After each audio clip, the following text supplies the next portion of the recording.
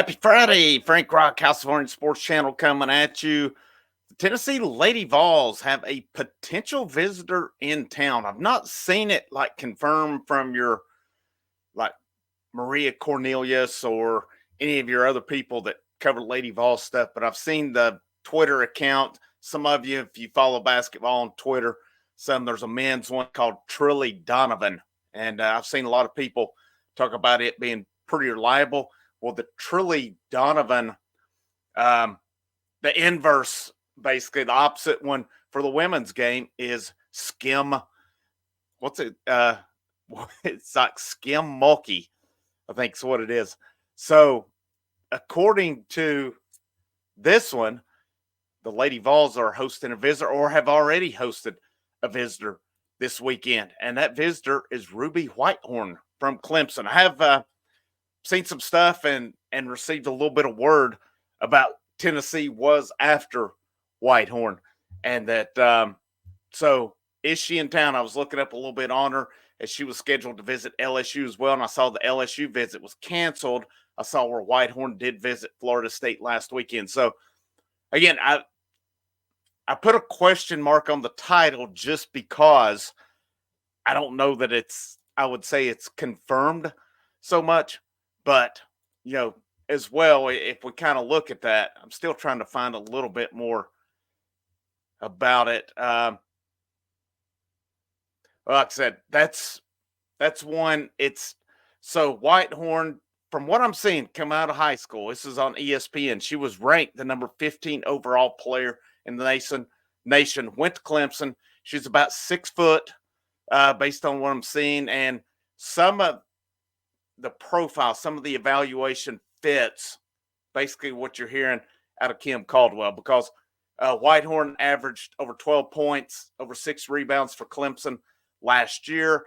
The scouting report says ultra athletic guard, explosive in transition, attacks the rim and up tempo, quick leaper, exploits mismatches, rises over the defense, rebounds and runs in transition, drives and pitches at the rim, a coveted prospect in the class of 2022.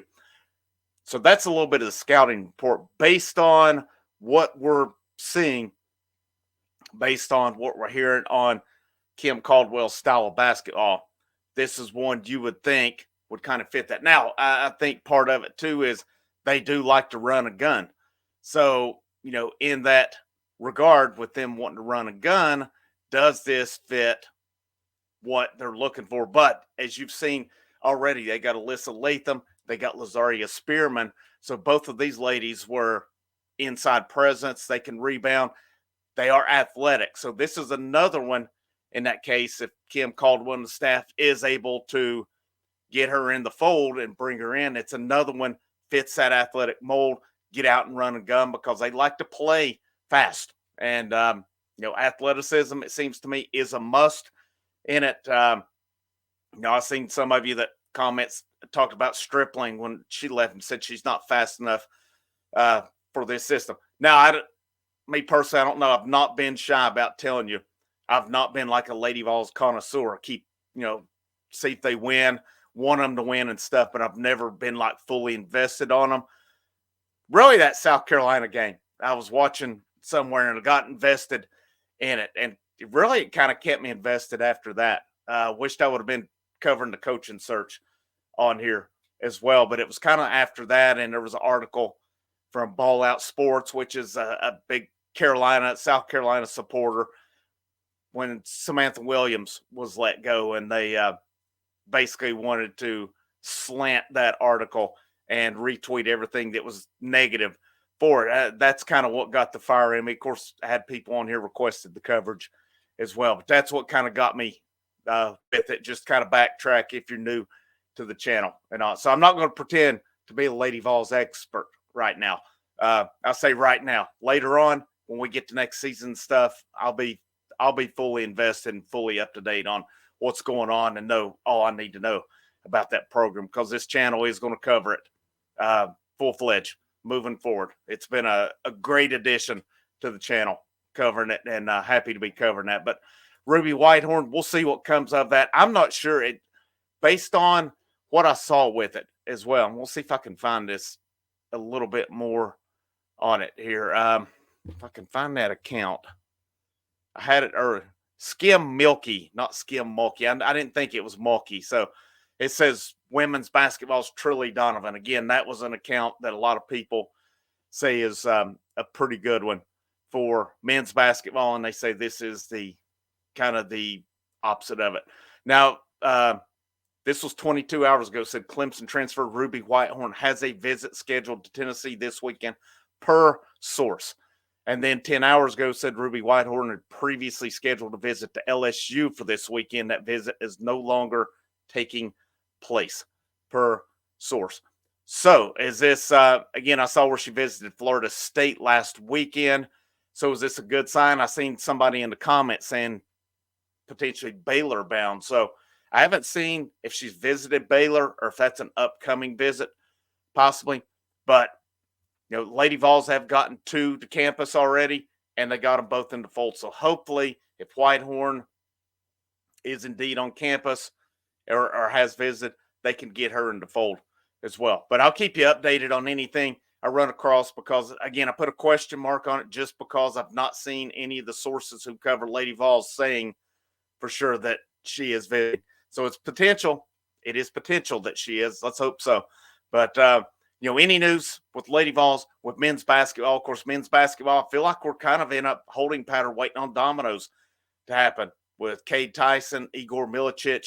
So, what are these guys waiting for? If Tennessee's in such good shape with Milicic, why is he not in the fold already?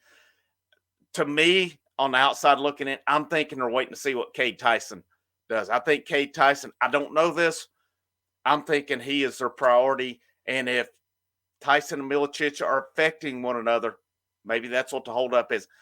I would love to see him add both of them. I know they're different sizes. They both step out and shoot, but you got a 6'10 versus a 6'7. I think you could do some different things with Milicic. And he is a guy who can rebound more. I think Tyson brings more to the shooting aspect of the fold. Chaz Lanier, it's going to be interesting to see what comes up there. He's in the cannot be contact. Ruby Whitehorn is in the do not contact as well. So she is making the contacts herself where she wants to go. So if she's in Knoxville, has been in Knoxville, it is due to her making contact with it. But baseball game plan is to cover that later on tonight. Baseball is playing right now as we speak, as they're in the bottom of the second. It's 0-0 right now. Dylan Dreiling did just walk to start the inning. Keep you posted on that. Hopefully we get the baseballs out with a sweep this weekend.